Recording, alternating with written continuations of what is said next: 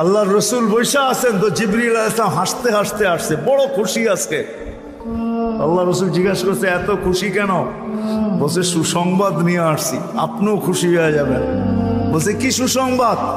70,000 উম্মত আপনার হিসাব কিতাব ছাড়া জান্নাতে যাবে। তো শুনতে দেরি, চেহারা মলিন হইতে দেরি হয় নাই। তো জিবরিল আলাইহিস সালাম বললেন এটা কি? আপনি তো খুশি হওয়ার কথা, চেহারা মলিন হইল কেন? মাত্র 70,000, আমার সাহাবী তো 1.25 লক্ষ, কিয়ামত পর্যন্ত উম্মতের কি হবে? এই জন্য চেহারা মলিন। তো আপনি কি নিতে রাজি না? নিতে রাজি না এই কথা বলতেছি না, কিন্তু ভাবতে হবে এটা বলতে পারি, ভাইবা দেখি নিব কি নিব না। তো পাশে ওমর রাদিয়াল্লাহু তাআলা আনহু বসা, বলছে ওমর নিব 70,000, বিনা হিসাব কিতাবে জান্নাতে যাবে।